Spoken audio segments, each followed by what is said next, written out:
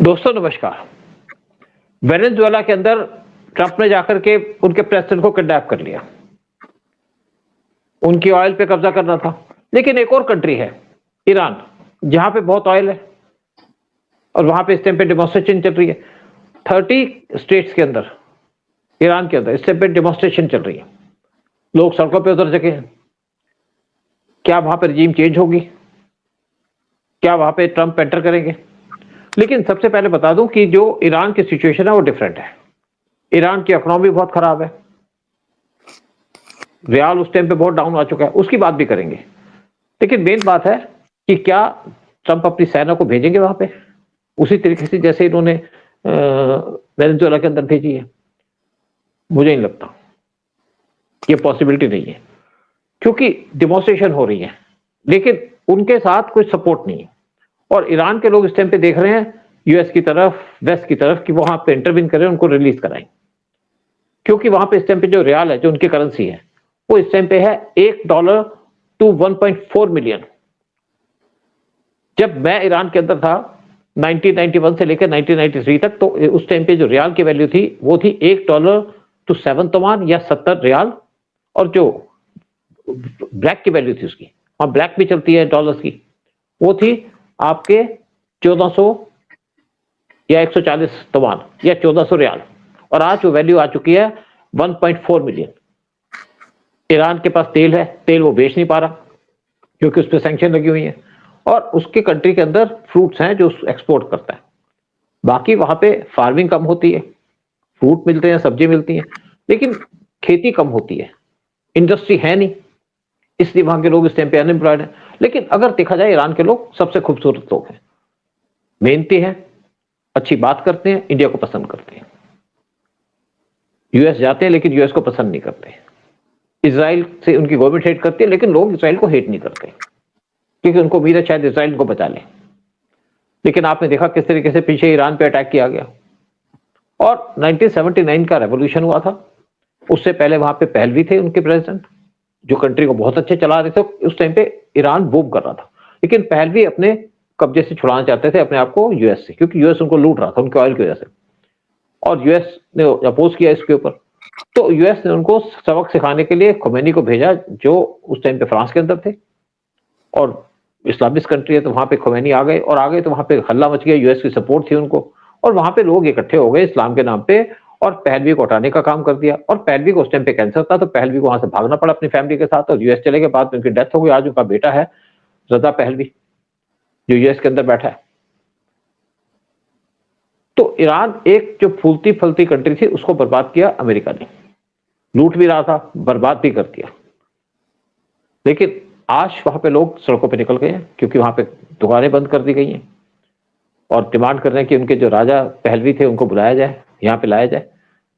लेकिन Islamic country के अंदर ऐसा करना बहुत मुश्किल है, क्योंकि जो इस टाइम पे उनकी गवर्नमेंट है वो डीप रूटेड है, उसकी रूट्स बहुत डीप है, और वो पिछले बहुत सालों से वहां पे रूल कर रही है।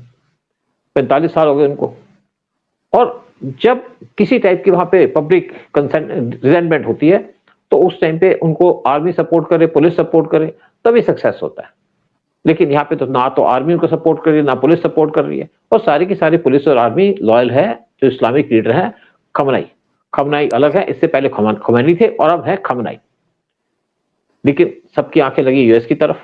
और इससे पहले 2022 में वहां पे डिमॉन्स्ट्रेशन हुई थी बालों को लेकर के, और वो डिमॉन्स्ट्रेशन थी क्योंकि वहां के लोग ओपन सोसाइटी में रहा करते थे।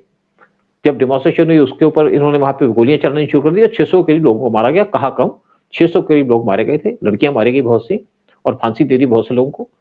लेकिन कुछ हुआ नहीं, क्योंकि कोई सामने नहीं आया उनके सपोर्ट के अंदर। और आज भी यहाँ पे डिमॉन्स्ट्रेशन है, लेकिन लोग आंख देख रहे हैं यूएस की तरफ, कि यूएस सपोर्ट करेगा, आएगा उनके साथ। इसी पे चर्चा करने के लिए हमारे साथ बैठे उदय शंकर पानी जी। इनकी भी थोड़ी काफी नॉलेज होगी ईरान के बारे में।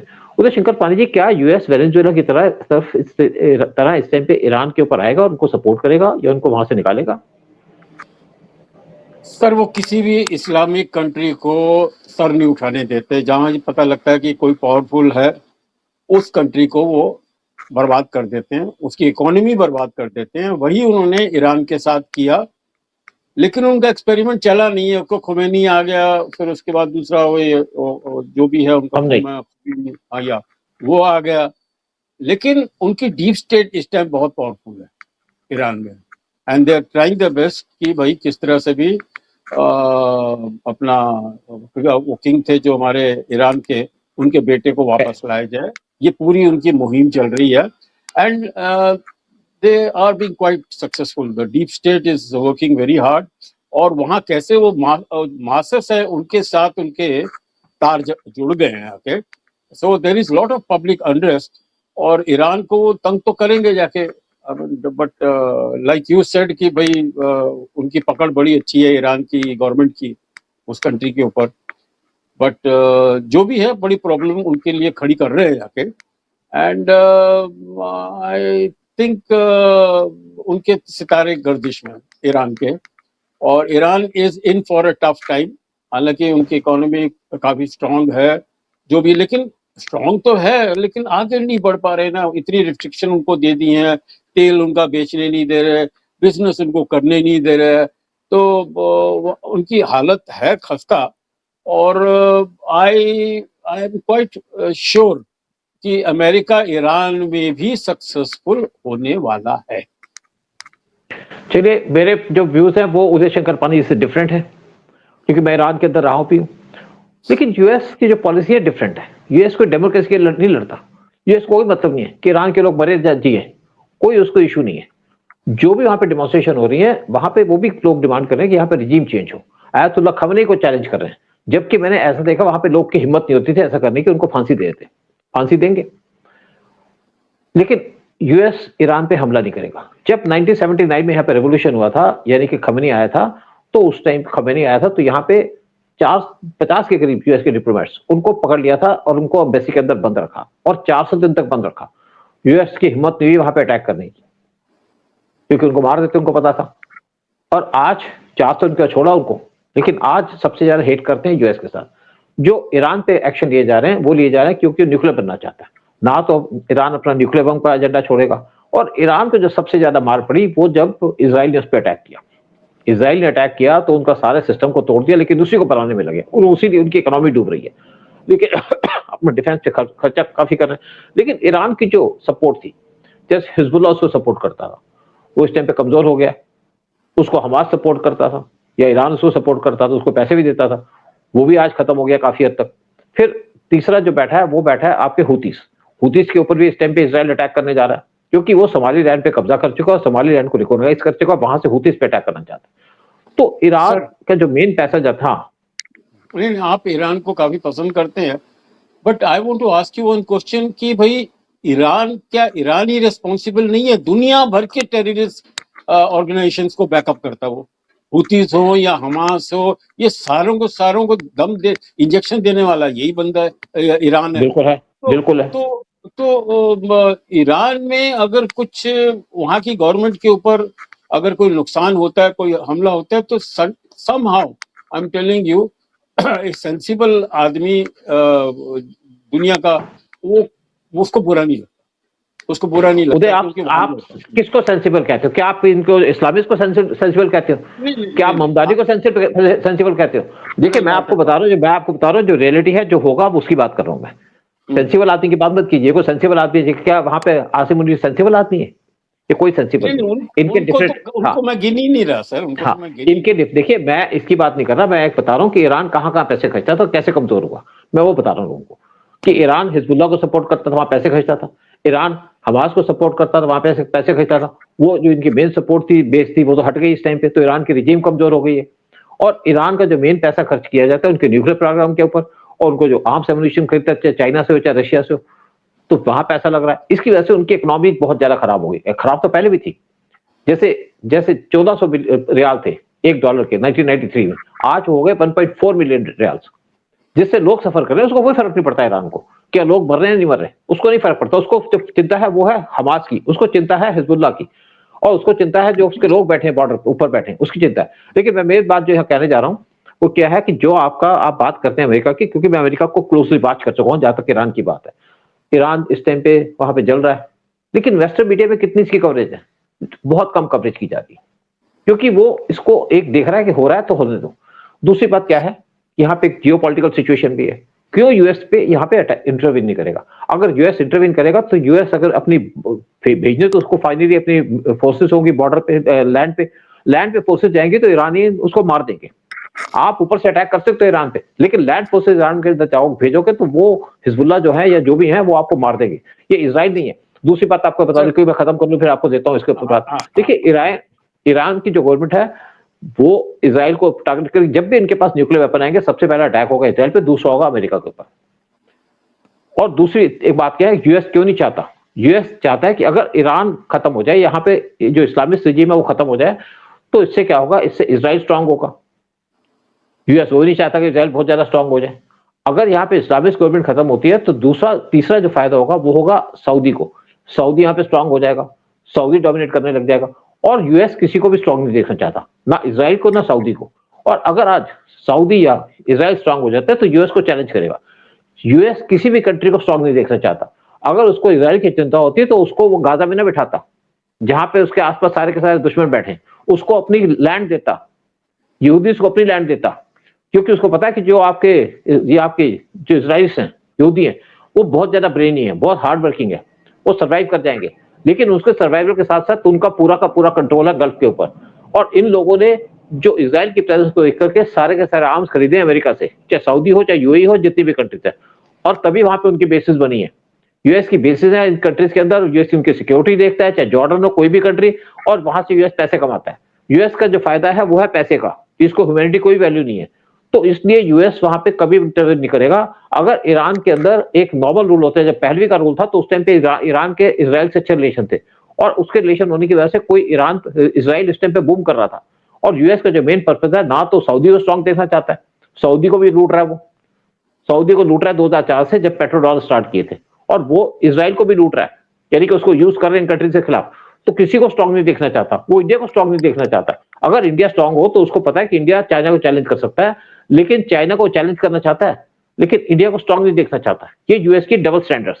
तो इसलिए यूएस वहां की कभी भी इसको गवर्नमेंट को सपोर्ट नहीं करेगा या उसको गिराने की कोशिश नहीं करेगा, रखेगा, लड़ते रहो, कमजोर रहो। बट वहां पे इस्लामिस्ट यूएस को सूट करते हैं। यूएस अपने इंटरेस्ट देखता है, यूएस वर्ल्ड के इंटरेस्ट नहीं देखता। साथ में जब ईरान पे जब वेस्टर्न सैंक्शन लगी थी तब भी तो ईरान कमजोर हुआ। और जो अब 17 दिन का वार चला ईरान और इजराइल का, जब इजराइल ने उनको पूरा ठोक दिया, उसके बाद यूएस की फोर्सेस आई, पहले नहीं आई। पहले ईरान इससे इजराइल लड़ता रहा। जब सारा कुछ खत्म हो गया, इनके डिफेंस सिस्टम खत्म हो गया, तो यूएस की फोर्सेस ने आके बम्बार्डमेंट करनी शुरू कर दी, क्योंकि इजराइल के पास इतने हैवी बम्स नहीं थे जो उनके न्यूक्लियर इंस्टॉलेशन को अटैक कर सके। यूएस के डिफरेंट इंटरेस्ट है। ह्यूमैनिटी आप छोड़िए, इनमें ह्यूमैनिटी कोई नहीं है। आप किसी मुस्लिम के अंदर देख लो, जो यहाँ पे रेड फोर्ट के ब्लास्ट के मेंबर लोग थे, क्या ह्यूमैनिटी की बात थी वहां पे? इस कम्युनिटी के अंदर कोई ह्यूमैनिटी की बात नहीं है। इनके मुझे नहीं पता अब इनके कुरान में क्या लिखा है, लेकिन ये इनके जरूर लिखा है कि आप जितने भी नॉन मुस्लिम हैं उनको मारो, जब वो खत्म हो जाए तो अपने आप को मार दो। मैं तो ये समझ आया, मुझे तो आज तक जो इस्लाम की जो समझ आई है वही है। तो इसलिए मैं ये कह रहा हूं कि जो इनका जो इंटरेस्ट है वो डिफरेंट इंटरेस्ट है। इनको ये आप हाँ नहीं, आप सही कह रहे हो सर, कि अमेरिका कभी भी आई डोंट थिंक ईरान के साथ डायरेक्ट कॉन्फ्रंटेशन में आएगा, क्योंकि उसके पास एक हाथी है, उसके पास एक पहलवान है जिसका नाम है Israel, and they are going to use Israel against Iran to tackle Hamas, Houthis and Hezbollah, उनको करेगा। बट सर ईरान के बारे में एक यहाँ मैं आपको मैं जरा फेवर करूंगा। I don't know how close you been to Iranian films. अरे सर बहुत खूबसूरत फिल्में बनाते हैं। मैं तो कह रहा हूँ मैं बहुत बड़ा एक स्टूडेंट हूँ एंड बहुत बड़ा फैन हूँ of Iranian films. I am because of the people out there, who are very emotional and very और बड़े भद्र लोग हैं, बड़े एटिकेट वाले, मैनर्स वाले लोग हैं। वो तो दाढ़ी वाले हैं जो ईरान को बर्बाद कर रहे हैं, उनकी इकोनॉमी बर्बाद कर रहे हैं, जो जैसे ईरान में कर रहे हैं पूरा ऑल ओवर वर्ल्ड कर रहे हैं। ये जो फैनेटिक्स हैं यहाँ के दाढ़ी वाले, तो इनको तो sir they should be handled with iron rod. Uday बात सुन, ये तुम सोचते हो हम सोचते हैं, यूएस भी सोचता है। यूएस अपने इंटरेस्ट देखता है, उसके नेफेरियस इंटरेस्ट है। वो इंडिया को स्ट्रांग नहीं देखना चाहता, जबकि कहता है सबसे बड़ी इकोनॉमी है, सबसे बड़ी डेमोक्रेसी है। वो पैसा देखता। देखिए यूएस पूरी कोशिश कर रहा था इंडिया और इजराइल को लड़ाने की, इंडिया और चाइना को लड़ाने की।